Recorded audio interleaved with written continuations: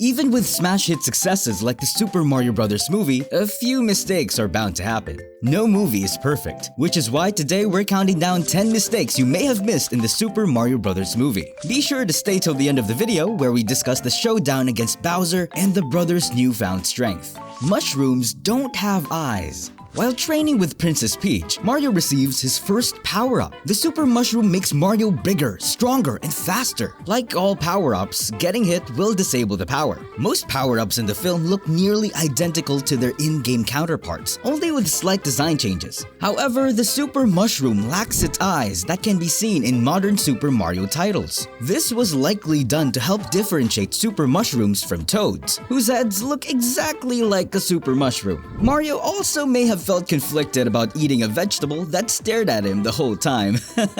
This design for Super Mushroom more closely resembles their appearance in the original Super Mario Bros. Game, where they appear without eyes. They also appear without eyes in Super Mario Bros. 2 and Super Mario Land. Fire Peach's design. While on the topic of power-ups, collecting one often alters the appearance of whoever picked up the item. From frog suits to tanuki tails, the power-up wardrobe is pretty versatile. Even in the movie, when Mario collects the Super Bell and Super Leaf power-ups, his appearance changes to match the ones he receives in-game. The same can be said about Princess Peach. However, there's a slight incorrect detail about her outfit. In Super Mario 3D World, when Peach grabs a fire flower, her hair is styled into a ponytail. While in the movie, her hair doesn't change at all. This change is so subtle that it mostly goes unnoticed, since her dress changes to the red and white color scheme. Still, it could have been fun to see Princess Peach rock new hairstyles with each power-up. Donkey Kong's father. Upon reaching the Jungle Kingdom, we are introduced to the Kong family, specifically Cranky Kong, who rules over this kingdom. For the movie, Cranky Kong's relation to the Kong family was slightly altered. In-game, Cranky Kong is the original Donkey Kong, who has a son named Donkey Kong Jr. Donkey Kong Jr.'s son is the Donkey Kong we know and love today. So that would make Cranky Kong the grandfather of Donkey Kong. In the movie, Cranky Kong is now the father of Donkey Kong. This completely erases the Donkey Kong Jr. character, making circumstances easier to understand. Another slight difference here is that Cranky Kong is retired in his old age, while he is a king in the film. Maybe in the sequel, Cranky will finally leave his throne to go and enjoy his hobbies. Or maybe he'll follow in the footsteps of his Donkey Kong 64 counterpart and start working in a lab. Mini Mushroom Power-Up. The Mini Mushroom is another item that makes a fun cameo in the film. Used by Mario in his fight with Donkey Kong, Mario eats the mushroom, mistaking it for a Super Mushroom. Donkey Kong takes advantage of this moment of weakness and attacks Mario. Though when Mario is attacked, he loses the power-up and returns to his normal form. This is not how Mini Mushrooms function in-game. Instead, getting hit while in a mini form results in death. Having a Mini Mushroom is treated the same as having no power-up at all, meaning you get no extra hits before dying. It's understandable why they would make this change, since we can't have Mario dying halfway through the film.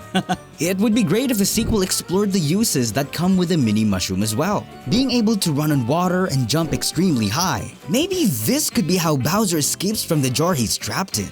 Blue Shell. When Mario and company are traveling across Rainbow Road, they face off against an army of Bowser's minions. Many of these soldiers are Koopas using their own carts to chase down our heroes. One of these Koopas has a blue shell with spikes, clearly mimicking the item from Mario Kart. After this Koopa vehicle is destroyed, their shell grows wings and they fly after Mario and Donkey Kong. The way the blue shell functions in this scene is completely different from how the shell functions in Mario Kart. In a race, the blue shell will target whoever is in first place. During this scene in the movie, Princess Peach is seen clearly ahead of Mario and Donkey Kong, which would place her in first. Despite this, the blue shell mainly targets Mario. Perhaps the blue shell functions differently when a Koopa is inside of it, allowing the user to target whoever they want. Either way, it was a blast to see Mario Kart's most powerful item make an appearance in the movie. Enjoying the list so far? Be sure to like and subscribe for more Mario-related content in the future. Princess Peach's bike. Another noteworthy detail in the kart racing scene comes from Princess Peach's motorcycle. The issue lies in Peach's great proficiency while using this vehicle. How did Peach learn to drive a motorcycle so well? We never saw any similar vehicles in the Mushroom Kingdom that Peach could have practiced on, unless the Jungle Kingdom had ever offered assistance to the Mushroom Kingdom in the past. Another issue with Peach's bike is the anti-gravity feature. She uses the anti-gravity to help glide over the sea and reach the Mushroom Kingdom before Bowser. Yet in the games, the anti-gravity feature doesn't allow you to drive over a water surface. Instead, anti-gravity allows you to drive on the floor of any body of water. It's likely that this change was made to avoid any moments where the characters are underwater for a long period of time. In the games, every character can seemingly breathe underwater, while their movie counterparts can't. King Boo. At Peach and Bowser's wedding, we see plenty of familiar faces from the series' history. King Bob-omb from Super Mario 64 graces attendees with his presence. Even King Boo from Luigi's Mansion makes an appearance. His appearance is shocking, not just because of his ghastly appearance. In the Luigi's Mansion series, Boos rarely show up in broad daylight. In fact, every encounter with King Boo in each game either takes place indoors or at night. Still, it's not entirely unheard of for a Boo to appear during daylight. In Super Mario 64, the courtyard is infested with Boos wandering around. The only exception to this rule appears to be King Boo, who likes to hide away in the darkness. Tanuki Flight. In the climax of the film, Mario collects a Super Leaf, granting him the power of flight. The issue with this power-up is that it doesn't necessarily give you the ability to fly in-game. Instead, the Super Leaf lets you hover in the air by either mashing or holding the jump button. It's more like gliding than it is flying. For Mario to be able to fly and still have the Tanuki outfit, he would need a P-Wing power-up.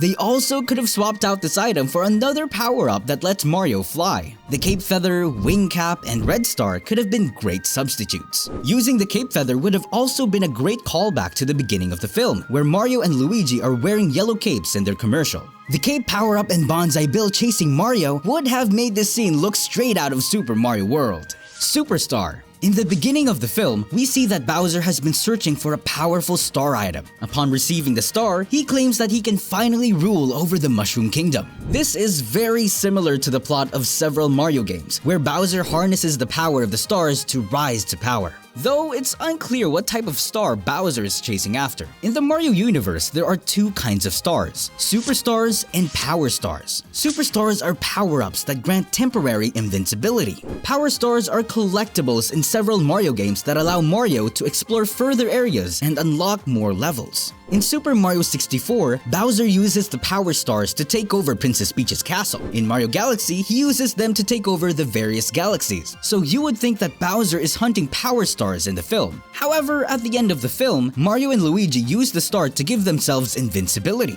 So then, what kind of star is this? It's possible that the film combined both star types to make things less confusing. It would be troubling to have to explain why two identical star items have different uses. Luigi's fighting abilities. In the final fight with Mario and Luigi against Bowser, they used the star to become invincible and take down Bowser. During this fight, Luigi is incredibly agile and strong. He's able to keep up with his brother, who had to complete a harrowing obstacle course before setting off on his adventure. So how did Luigi become so strong? At the beginning of the film, he couldn't even handle a dog. Now he's mowing on through Bowser's army. Maybe the star power-up in the film also grants strong combat knowledge, or maybe Luigi also had his own training montage while captured by Bowser that we just didn't get to see. That covers the 10 mistakes you missed in the Super Mario movie. What do you think is the bigger mistake? Super and Power Star confusion, or Luigi's newfound strength? Let us know in the comments. Make sure to hit the like button and subscribe to the channel for more videos.